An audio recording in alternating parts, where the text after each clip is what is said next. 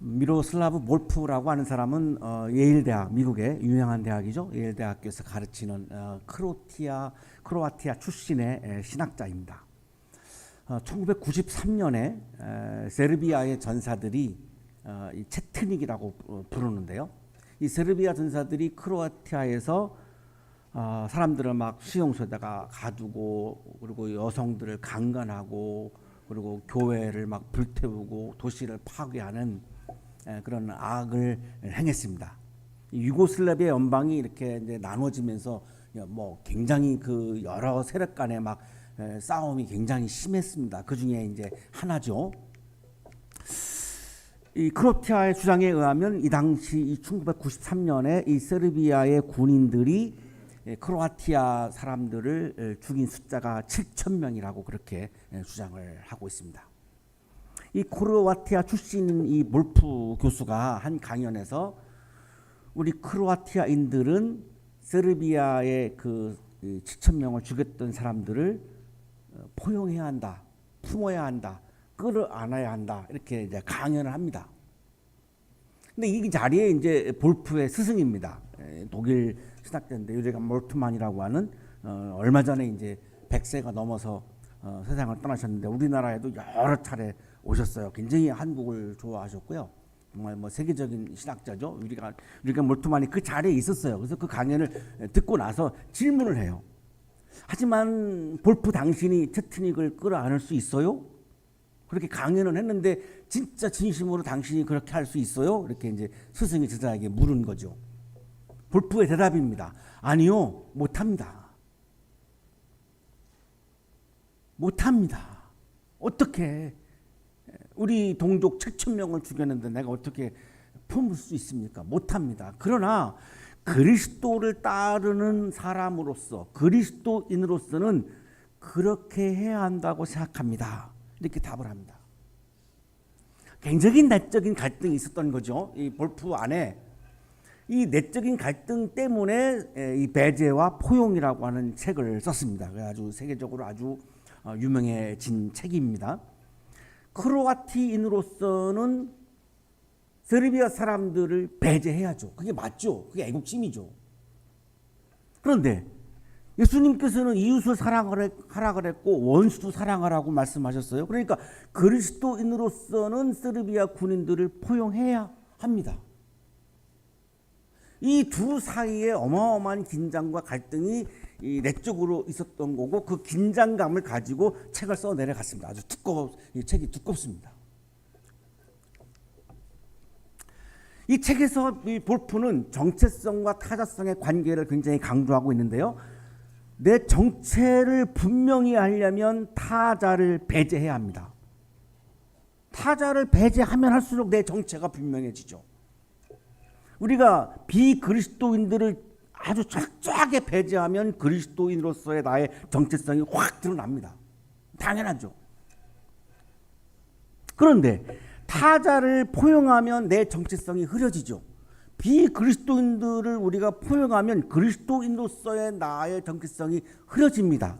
이 두 사이의 긴장과 갈등이 존재하는 거죠. 지금 여기에 계시는 그리스도인들은 늘 그 긴장 속에서 살고 있는 거죠.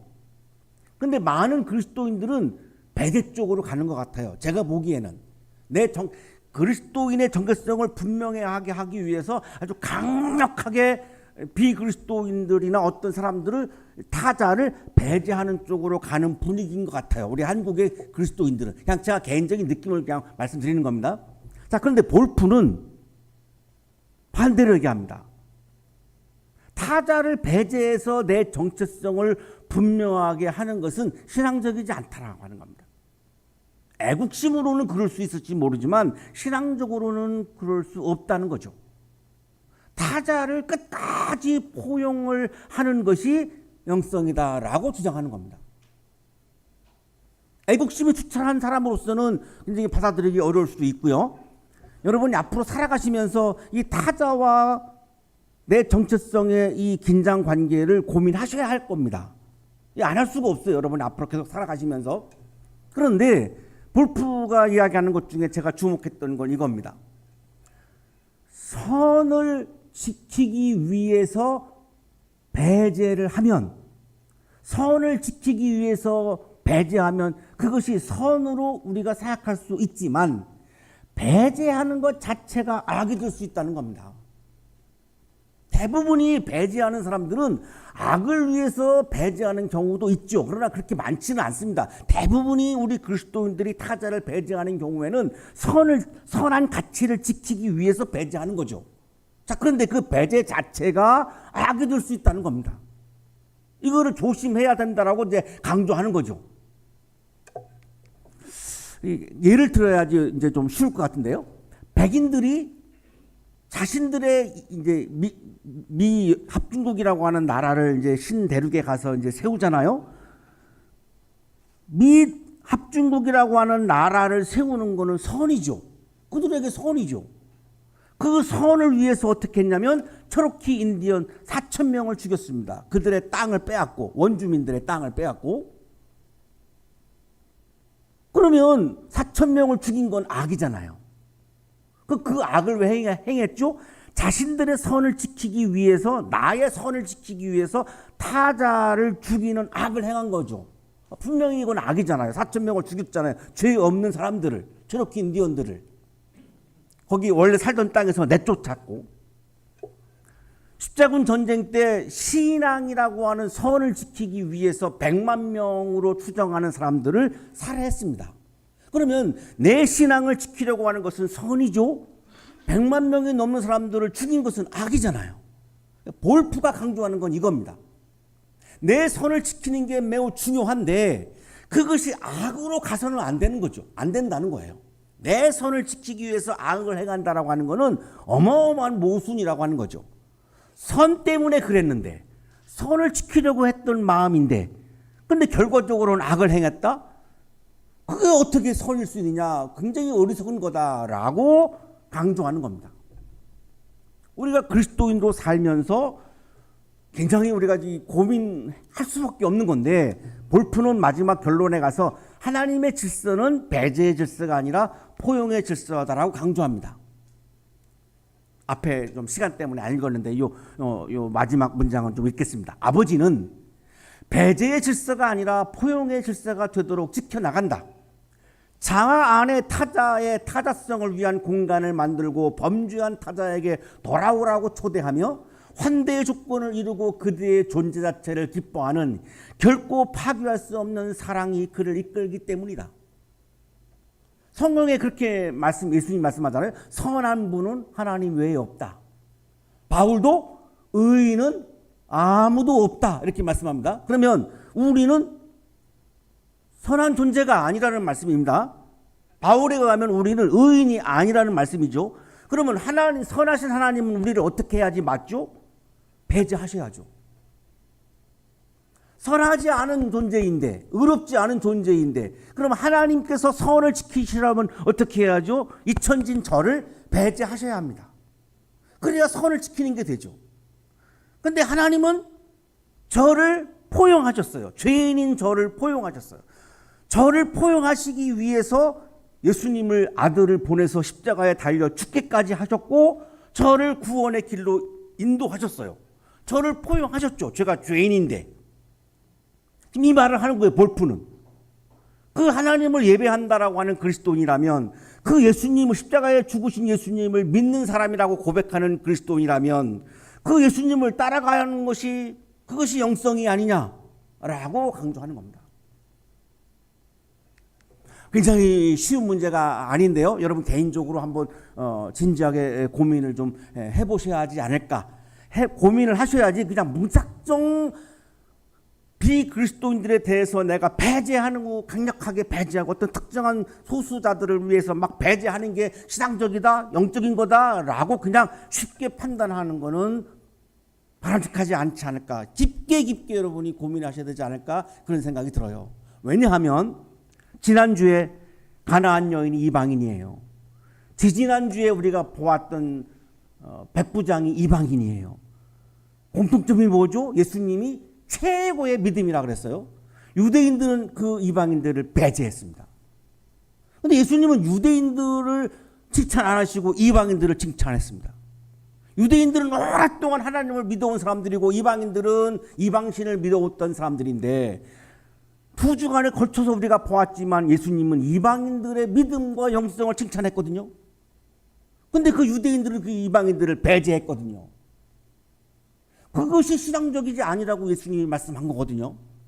그래서 이게 간단한 문제가 아니어서 오늘 좀 이 마가복음 6장을 좀 읽으려고 하는데요. 자, 예수님이 떠나요. 어디를? 가버나움을. 그냥 지도를 보세요. 좀 빠르게 나가기 위해서. 가버나움 지도에 보시면 가버나움을 떠나서 여기 갈릴리 지역입니다. 가버나움을 떠나서 예수님의 고향 나사렛으로 가십니다. 갈릴리 호수를 이렇게 건너간 거죠. 뭐 육지로 갔든지 뭐 바다로 갔든지 간에.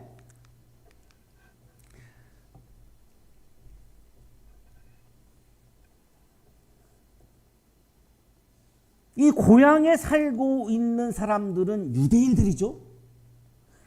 예수님의 고향 나사렛에서 살고 있는 사람들은 유대인인데 이들은 자신들의 이념과 선을 지키기 위해서 이방인들을 배제하는 사람들입니다. 그 선 중에 가장 중요한 거는 율법과 성전입니다. 율법주의, 성전주의. 이게 나쁜 게 아니잖아요. 이거를 지키려고 하는데 예수님은 어떻게 했죠? 율법을 상대화시키고 성전을 무너뜨렸습니다. 성전을 가서 막 다 뒤엎으셨어요. 그러니까 유대인들의 입장에서 볼 때는 내가 중요하게 여기는 이념과 내가 중요하게 여기는 선을 별거 아닌 것으로 말씀하니까 유대인들의 입장에서는 예수님을 배제하는 겁니다. 지금 이런 상황인데 예수님이 고향으로 가셨어요. 고향으로 가시면서 어떻게 생각했을까요? 나를 환영해 주겠지.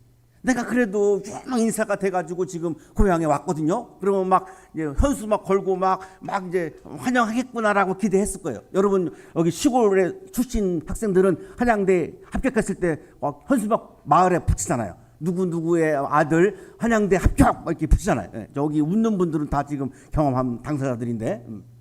그래서 이제 한 학기 마치고 딱 고향에 갈 때 얼마나 의기양양해. 야, 고향 사람들이 나를 위해서 막 돼지 한 마리 잡아주겠지, 막 환영해 주겠지 이런 기대를 가지고 막 가잖아요. 예수님도 지금 그런 마음으로 가는 거예요. 고향 사람이 나를 얼마나 환영해 줄까. 굉장히 유명한 인사가 되셨거든요. 막 기적도 일으키시고 하니까. 그래서 그런 마음으로 갔는데 그 당에 들어가서 이제 사람들을 가르쳐요. 가르칠 때 얼마나 들떴을까 예수님이. 이야, 어마어마한 반응이 오겠지. 진짜로 막 사람들이 막 놀라고, 여기 2절에 보면 막 놀라고 막 경이로 왔어요. 그 가르침의 내용이 막 너무나 경이로 와서. 근데 이제 가르침이 끝나니까 질문을 하는데요. 이 질문의 톤을 한번 잘 보세요. 이게 환영인지 이게 약간 냉소적인지 잘 보세요. 이 사람이 어디에서 이런 모든 것을 얻었을까? 이런 지혜를. 이 사람에게 있는 지혜는 어떤 것일까? 어떻게 이런 손으로 기적을 일으켰을까? 환영하는 투가 전혀 아닙니다. 굉장히 냉소적입니다. 예수님을 포용하지 않아요. 예수님을 굉장히 배제하는 그런 분위기를 우리들에게 보여줍니다. 그리고 또 질문해요. 3가지 질문을 했는데 이제 또 질문해요. 4번째 질문. 이 사람은 마리아의 아들이잖아. 왜 요셉의 아들이라고 안 그러고 왜 마리아 아들이라고 할까요? 성서학자들은 요셉이 죽었을 것이라고 추정을 합니다. 그래서 마리아의 아들이잖아. 핏줄을 알고 있어요. 핏줄에 대한 정보, 확실한 정보를 이들은 고향 사람들이니까 가지고 있는 거죠. 이 사람 마리아의 아들이잖아. 야고보와 요셉과 유대와 시몬의 형이잖아. 아니 그 누이들은 지금 여기 고향에 그냥 살고 있는데? 아니 그런데 어떻게 자기가 하나님의 아들이라고 그러지? 핏줄에 대한 정보를 확실히 가지고 있는 이 고향 사람들은 예수님께서 하나님의 아들이다, 나는 메시아다라고 하는 이 진리를 포용할 수가 없어요. 내 지식이 확실하기 때문에. 그것이 이들에게는 굉장히 선인 거죠. 선. 왜냐하면 확실하거든. 확실한 팩트거든. 그런데 왜 거짓말하지? 하나님의 아들이라고. 마리아의 아들이잖아. 달갑지 않게 여겼다. 예수님을 배제하죠. 왜 배제합니까? 내가 옳다라고 생각하는 지식을, 이 선을 지키기 위한 거죠. 동기가 선을 지키기 위한 겁니다. 이 볼프가 얘기하는 거하고 지금 딱 맞거든요. 내가 생각하는 이 진리, 내가 생각하는 팩트, 내가 생각하는 이 사실이라고 하는 이거를 지키기 위해서, 이 선을 지키기 위해서 예수님을 배제합니다. 그러니까 성서 주석가는 이게 불신앙이다라고 설명을 합니다. 내 선을 지키기 위해서 예수님을 배제하는 것, 이게 불신앙이다. 영성이 아니다라고 하는 말씀입니다. 자, 오늘날에도 이런 경우가 있죠. 내가 옳다라고 생각하는 신념, 이념, 우리 기독교인들이 이것 때문에 예수님을 배제하는 경우가 있어요. 어떤 경우죠? 예수님의 가장 큰 계명은 하나님을 사랑하라, 이웃을 사랑하라죠. 이웃을 사랑하라가 더 넘어가가지고 원수까지도 사랑하라. 이게 예수님의 계명이잖아요. 하나님을 사랑하라, 이웃을 사랑하라. 자, 바울은 뭐라 그러냐면 믿음을 가지고 있어도 사랑이 없으면 그 믿음은 아무것도 아니다라고 말씀하셨고요. 우리가 다 잘 알고 있잖아요. 믿음과 소망과 사랑은 영원한데 그 중에 으뜸은 믿음이 아니고 사랑이다, 이렇게 말씀했잖아요. 자, 예수님의 말씀도 바울의 말씀도 일치합니다. 사랑이 가장 중요하다라고 말씀하거든요. 강조하거든요. 자, 그런데 사랑보다 믿음이 더 중요하다고 생각하는 그리스도인들이 많잖아요. 한국 교회는 사랑보다 믿음이 더 중요하다고 생각하는 사람들이 훨씬 많습니다. 그러니까 이웃을 배제하는 것이 오히려 내가 더 훌륭한 신앙이다라고 생각하는 사람들이 많은 겁니다. 그러나 이거는 예수님을 배제하는 거죠. 왜? 예수님의 말씀은 가장 큰 계명이 하나님을 사랑하라, 이웃을 사랑하라, 원수도 사랑하라. 이게 예수님의 가장 큰 계명인 것도 우리가 다 알고 있잖아요. 바울은 사랑이 없는 믿음은 아무것도 아니라고 그랬고 가장 으뜸은 사랑이다라고 그랬잖아요. 자, 성서의 말씀을 그렇게 중요하게 여기는 그리스도인들이 왜 사랑보다 믿음이 더 중요하다고 그렇게 주장을 할까요? 그거는 예수님을 배제하는 거잖아요. 이걸 그릴카는 이거를 불신앙이다라고 말한 겁니다. 영성이 아니라는 겁니다. 그거는 어마어마한 오해이고 착각이라는 거죠. 성서에서 우리에게 강조하는 말씀은 이웃을 배제하지 말라는 거예요. 이웃을 사랑하라는 겁니다. 내 믿음을 지키기 위해서 그것이 선이죠. 그것을 위해서 이웃을 배제한다? 모순이라는 거예요. 내 신앙을 지키려면 이웃을 포용하라는 겁니다. 저는 전적으로 동의하는데요. 자신을 배제하는 유대인들에게 예수님이 이렇게 말씀하죠. 예언자는 자기 고향과 자기 친척과 자기 집 밖에서는 존경을 받지 못한다. 고향에 와서 내가 와보니 환영해 줄 줄 알았는데 나를 배제하는구나. 야, 고향에서는 환영받지 못하는구나. 왜? 코 올리기 때 그 모습을 다 봤잖아요. 오줌 싸는 거 다 봤잖아요. 그러니까 메시아로 존경심이 가기가 어려운 거죠. 그 핏줄에 대한 정보를 가지고 있는 이 고향 사람들은 이게 어려워요. 핏줄의 이 질서가 선이잖아요, 이분들은. 그런데 예수님이 메시아라고 하는 것을 받아들이면 어떻게 되죠? 내 동생을, 혹은 내 손자를, 내 조카를 하나님의 아들로 높여야 되거든요. 삼촌의 입장에서 내 조카를 하나님의 아들로 막 이렇게 높여야 되는데 그게 안 되는 거지. 내가 더 서열이 우인데, 내가 삼촌인데, 예수가 내 조카인데 내가 어떻게 예수를 메시아로 높이란 말이야. 이건 핏줄의 질서에는 맞지 않지. 나는 이 핏줄의 이 질서를 지켜야지. 이게 선인데, 핏줄의 질서가 얼마나 중요한 선인데 이거를 지키려고 하는 게 강력하니까 예수님을 배제할 수밖에 없는 거죠. 달갑지 않은 거죠. 그래서 예수님이 계속 병자들을 고치시다가 이 나사렛에 가서서는 몇몇 병자만 고치셨고 기적을 행하지 못하십니다. 어떤 사람들은 예수님의 능력이 문제가 아닙니까? 그래서 오해할까 봐 몇몇 병자에게는 손을 얹어서 고쳐주셨어요. 능력에 문제가 없어요. 근데 왜 기적이 안 일어났죠? 사람들의 불신앙 때문이었다라고 로버트 스타인은 해석을 그렇게 합니다. 불신앙이 있는 자리에서는 예수님의 능력이 나타날 수 없다는 겁니다. 나중에 예수님을 배제하는 고향 사람들은 누가복음 4장 29절에 가보면 높은 산에 올라가 가지고 그 낭떠리에 떨어져서 예수님을 밀어가지고 죽이려고까지 합니다. 이것이 자신의 선을 지키기 위해서 예수님을 배제한 불신앙의 모습을 보여주었던 예수님의 고향 사람들입니다. 본인들은 가장 이 세상에서 하나님을 잘 믿는다고 자부하는 사람들입니다.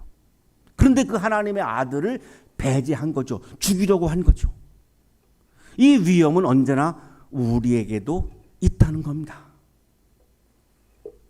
테레사는 스페인 출신의 수도자이고요. 위대한 신학자인데 영혼의 성이라고 하는 책을 통해서 예수님과 친밀해지는 그런 과정을 우리들에게 설명을 해주고 있는데 내 영혼이 7개의 방을 이렇게 들어가는 것을 비유해서 글을 써 내려갑니다. 7개의 방을 들어가면 더 깊이 들어가면 들어갈수록 예수님과 친밀해지는 것을 이렇게 우리에게 설명을 해주는데 이 7개 단계가 너무 복잡하고 길어서 요약을 하면 3단계입니다. 하나는 우정의 단계입니다.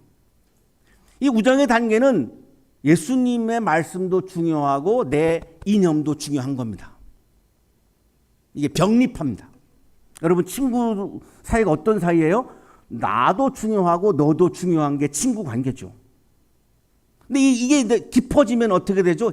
약혼 단계로 갑니다. 약혼 단계는 어떻게 하죠? 내가 애인과 사랑하려면 내 뜻을 많이 내려놔야 돼요. 그죠? 내 애인의 입장을 많이 존중해주고 높여줘야 되죠. 그죠? 우리 여기 결혼을 앞둔 두 젊은 분도 계시는데 맞죠? 사랑하려면 애인으로 지내려면 상대방을 많이 높여주고 존중해줘야 되죠. 그래야 결혼까지 갈 수 있는 거지. 계속 내 뜻을 고집하면 이제 중간에 깨지죠. 지금 두 분이 얼굴이 빨개져 있는데요. 자, 그러고서 이제 이게 더 깊어지면 이제 결혼 단계로 갑니다. 이 결혼 단계는 어떤 거냐면 예수님의 뜻이 내 안에서 이루어지기를 바라는 겁니다. 그러니까 예수님의 뜻과 내 뜻이 완전히 일치하는 겁니다. 이거를 예수님과의 연합이다, 예수님과의 일치다라고 말합니다. 영성 신학자들이 가장 강조하는 영성은 예수님과 일치하는 거다라고 말합니다. 예수님과 어떻게 일치하죠? 몸이 일치할 수는 없습니다. 예수님의 뜻과 내 뜻이 일치하는 건데 예수님의 뜻에다가 내 뜻을 맞춘 거죠. 그래서 일치하면 어떤 일이 벌어지죠? 결혼을 앞두니까 두 분 요즘 막 설레고 기쁘죠? 사람이 하나가 될 때 기쁘지 분열하면 기쁘지 않거든요. 일치할 때 기쁘지 이게 깨지고 관계가 깨지고 그러면 상당히 불편하거든요. 여러분 살면서 막 단합이 되고 일치가 되고 막 하나가 되고 그랬을 때 여러분 응원하러 경기 응원하러 가가지고 막 하나가 되어가지고 막 응원하면 막 신나고 막 이러잖아요. 근데 여기 이제 결혼하신 교수님들은 이제 부부싸움 하시잖아요. 자주 하시죠. 자주. 부부싸움에는 지옥 같잖아요. 그죠? 지금 끄떡끄떡 하고 계십니다. 어떻게 하면 내가 예수님과 일치할 수 있을까? 그러니까 이것이 그리스도인들의 고민인데 예수님과 일치하려면 예수님을 포용해야죠. 예수님과 연합해야죠. 예수님과 일치해야죠. 그러려면 예수님의 말씀을 내가 받아들여야 되잖아요. 예수님의 말씀을 따라야 되잖아요. 그 예수님의 가르침을 따른다라고 하는 거에 있어서 가장 중요한 건 뭐냐면 하나님을 사랑하고 이웃을 사랑하라고 하는 거죠.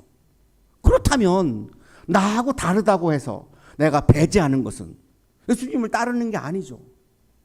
나하고 다른 사람도 내가 포용할 수 있어야 근데 그것이 예수님을 따르는 모습이죠. 여러분이 살아가시면서 나하고 다른 사람을 수도 없이 만날 거예요. 나하고 생각이 다른 사람들을 무수하게 만날 거고요. 그 다른 생각이 부딪혀가지고 막 논쟁도 하고 싸우기도 하고 막 힘든 일이 많이 벌어질 거예요. 그리스도인이란 영성이란 그럼에도 불구하고 내가 타자를 포용하려고 최선을 다하고 그 사람을 내가 품으려고 하고 환대하려고 하고 이것이 예수님이 우리들에게 보여주신 영성입니다. 그게 현실로 이루어질 때에 내 마음에 기쁨이 가득 채워집니다. 기쁨이 가득 채워져야 여러분 다가오는 슬픔들, 아픔들, 절망들을 그 예수님과 하나가 되는 기쁨으로 그거를 이겨낼 수 있습니다. 그거를 우리가 영적인 승리라고 말하는 거죠. 우리가 채플에 왜 모였습니까? 그 영성을 단련시키고 훈련하고 키우려고 이 자리에 우리가 모이는 거죠. 이 시험 기간인데도 불구하고. 왜?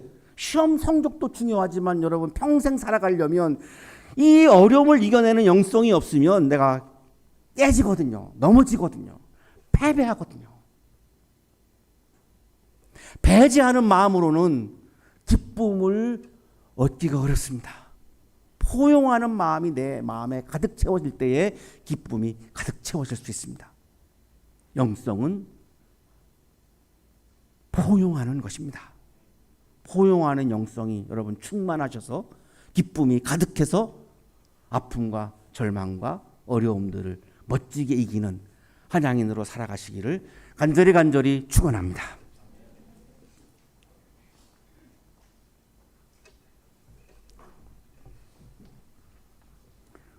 주님 우리들의 마음속에 포용하는 영성을 부어주셔서 하나님을 사랑하고 이웃을 사랑하고 원수도 사랑하려고 최선을 다하는 포용의 영성이 우리 마음에 가득가득 채워져서 세상에서 나를 힘들게 하는 아픔과 어려움과 절망을 이기는 멋진 한양인으로 살게 해 주옵소서.